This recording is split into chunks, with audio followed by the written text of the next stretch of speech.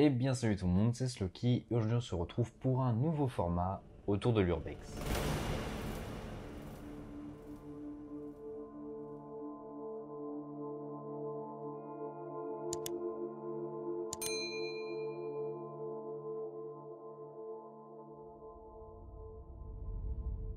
Alors peut-être que vous l'avez déjà vu si vous suivez la chaîne, mais j'ai une mini-série qui s'appelle 3 Urbex jamais sortis, où je vous partage des Urbex que j'ai fait, mais pour lesquels je n'ai pas forcément eu assez de contenu pour vous créer une vidéo entière dessus. Et donc aujourd'hui je vous partage une nouvelle mini-série qui s'appelle 3 Urbex disparus. Quel va être le but de cette série et qu'est-ce qui va être différent? Tout simplement la différence entre la mini-série 3 Urbex jamais sortis et celle-ci, c'est que ceux qui sont jamais sortis, c'est ceux qui sont encore des Urbex, et ceux qui sont disparus sont ceux qui à l'époque étaient des Urbex, mais qui aujourd'hui ne le sont plus, pour X ou Y raison, réhabilitation, destruction, j'en passe. Cette nouvelle mini-série permet en quelque sorte de rendre hommage à ces lieux que l'on verra de moins en moins, car ce qu'on verra encore d'eux, ce sont simplement des souvenirs, des photos qui ont déjà été prises, des vidéos déjà tournées, rien de nouveau. Je vous propose donc de ne pas perdre plus de temps et de commencer le premier épisode de cette nouvelle mini-série. Aujourd'hui, qu'avons-nous au programme? Eh bien tout simplement, ce sera un château, un sanatorium et un manoir. Commençons par le château des singes. Un lieu iconique dans l'Urbex qui est désormais plus accessible. Qui est plus précisément le château de Caen. Alors oui, maintenant je peux dire la ville parce que tout simplement ce n'est plus un Urbex, donc ce n'est plus une tare de le dire car si vous le trouvez, en fait, vous ne pourrez plus y avoir accès car quelqu'un l'a racheté. À l'époque, quand je l'ai fait, il était très intéressant pour son architecture et surtout pour l'escalier qui était dans le hall d'entrée totalement en fer forgé qui est franchement magnifique. Malheureusement à cette époque, on voyait déjà que le lieu commençait à être grandement attaqué par les éléments. Sur les ailes des côtés, les toits s'étaient effondrés et tout simplement l'humidité et l'eau pénétraient dans le lieu, ce qui tuait donc la bâtisse à petit feu. Mais malgré cela, le lieu restait tout de même somptueux de par son escalier et aussi pour d'autres pièces très sympathiques, notamment une pièce au rez-de-chaussée qui pouvait être comparée à une salle de bal ou une grande salle à manger, qui avait des peintures à une époque très jolies, qui malheureusement lors de ma visite avaient déjà disparu. Il restait aussi quelques documents très sympathiques à voir à l'étage,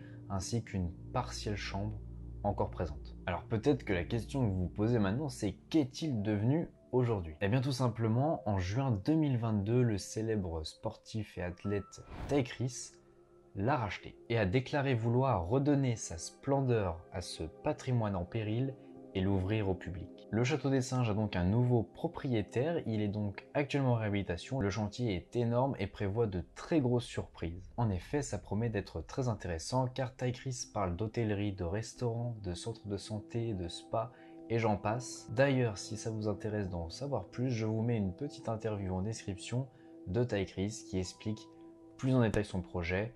Donc voilà, si vous voulez le voir, ça se trouve dans la description. C'est quand même très sympathique que ce château ait pu trouver un nouveau propriétaire et surtout un nouveau projet pour lui redonner vie. Pour le second lieu, nous allons parler du sanatorium d'Incourt. Et oui, ce lieu qui est à l'abandon depuis plus de 20 ans a enfin trouvé un projet de réhabilitation. Mais seulement pour le pavillon des Tamaris, car pour ceux qui ne savent pas, le sanatorium d'Incourt à l'époque était composé de 3 pavillons. Un pavillon avait déjà été réhabilité en centre hospitalier et les 2 autres étaient à l'abandon. D'ailleurs, le plus connu est le pavillon des Tamaris, beaucoup de gens l'ont fait, et beaucoup de gens oublient l'autre pavillon qui est enfoui dans la forêt et beaucoup plus difficile d'accès, enfin difficile d'accès tout simplement, il faut beaucoup plus marcher tout simplement. Ce sanatorium était très connu dans le monde de l'urbex, c'était un incontournable de la région, mais ça lui a porté préjudice car en effet il était très dégradé, tagué, et tout simplement les gens y allaient désormais plus pour s'amuser à casser le lieu, en tout cas les gens qui ne sont pas des urbexeurs, car c'était la majorité des gens qui se rendaient sur place actuellement, les urbexeurs bien évidemment respectaient. Malgré tout, le lieu restait très impressionnant de par sa grandeur et surtout ses longs couloirs sombres et angoissants. D'ailleurs, certains racontent qu'il était hanté. Ce lieu, c'était l'un de mes premiers urbex filmés sur la chaîne. D'ailleurs, si vous allez voir la vidéo, vous risquez d'avoir très mal aux yeux car la qualité n'est pas du tout la même que je peux produire aujourd'hui. Donc, si vous y allez, soyez indulgents. De plus, il devenait de plus en plus dangereux et comme je vous l'ai dit un peu plus tôt, Les gens s'y rendaient principalement pour s'amuser à casser désormais, donc c'était plus franchement intéressant en tant qu'urbex, on tombait sur beaucoup de monde, on avait l'impression en fait, le week-end par exemple, d'aller à un parc d'attractions, parce que c'était commun qu'il y ait beaucoup de monde là-bas, et c'était presque plus un urbex, mais en fait un lieu de visite. L'urbex n'y régnait donc plus. Parlons désormais du projet qui est très intéressant. Il a pour but de transformer le pavillon des Tamaris en 66 appartements allant du T1 au T3. De plus, le site est classé au monument historique de par son sombre passé, car je ne sais pas si vous êtes au courant, mais le sanatorium d'Incourt pendant la Seconde Guerre mondiale était un camp de transfert vers les camps de la mort. Oui, il a un passé qui est pas très glorieux. Dans le projet, il est prévu de ne pas toucher énormément à la structure du bâtiment, donc il restera comme il était, il va simplement être un petit peu transformé et modernisé. De ce fait, tout ce qui est autour, forêt, prairie, ne va pas bouger, offrant donc un coin très nature autour des logements. De plus, le projet est assez attrayant car il met en avant le fait que ce sera des logements modernes, très proches de la nature, ce que beaucoup de gens recherchent aujourd'hui, surtout qu'en plus il est situé dans une zone géographique pas très loin de Paris. Tout est prévu pour que la résidence soit très confortable et au goût du jour. Enfin bref, tout pour faire rêver les futurs investisseurs. De plus, c'est le groupe François Ier qui est en charge de ce projet, donc autant vous dire que c'est des gens qui sont plutôt calés dans ce genre de projet, donc cela va apporter une qualité supplémentaire à ce dernier, et on sait du coup que la réhabilitation sera de qualité. Je vous mets aussi la page du projet dans la description si vous souhaitez en voir plus. Voilà ce qu'il en est pour le sanatorium d'Incourt, donc c'est un projet très sympathique et c'est bien qu'il ait trouvé une seconde vie. Désormais, nous allons passer au dernier lieu et on va être un petit peu moins joyeux car les deux premiers, c'est cool, ils ont trouvé une seconde vie, mais le dernier a totalement disparu. Nous allons parler de la tragique fin du manoir Joachim Kroll.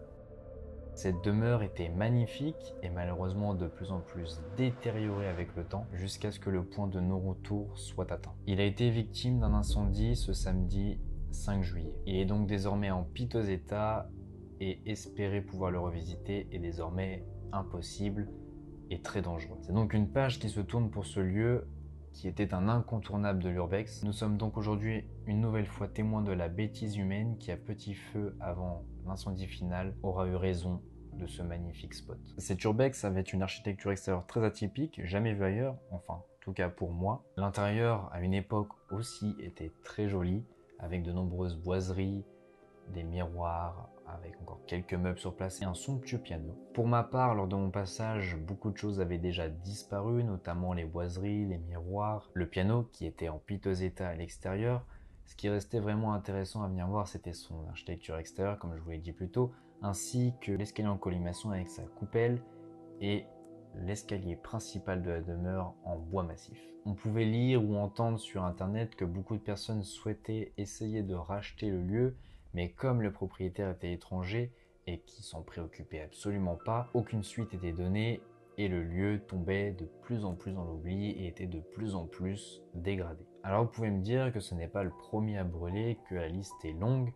Oui, certes, mais c'est quand même dommage d'en arriver là aujourd'hui, que des gens s'amusent à brûler ce genre de lieu, sachant que le lieu n'avait rien demandé. C'était quelque chose qui était déjà à l'abandon, qui malheureusement mourait de par les éléments, de par les quelques dégradations humaines, et en fait venir porter le coup de grâce comme ça, c'est franchement inconcevable, du moins pour moi. Je ne sais même pas comment ça peut traverser l'esprit de certaines personnes. Il ne sera plus possible d'aller le voir, il ne restera donc que des souvenirs à compter désormais. Nous voilà donc arrivés à la fin de cette vidéo et comme vous pouvez le voir, tous les lieux n'ont pas forcément une fin heureuse et surtout n'ont pas tous la chance d'être réhabilités. Malgré cette fin tragique, j'espère que la vidéo vous aura tout de même plu. En tout cas, si c'est le cas, n'hésitez pas à liker, partager et vous abonner, ça permet de soutenir la chaîne. N'hésitez pas à me dire en commentaire si ce nouveau format vous plaît et que vous souhaitez voir de nouveaux épisodes sortir dans les prochains mois. En attendant, je vous dis à très vite pour de nouvelles aventures. C'était Sloky. Peace.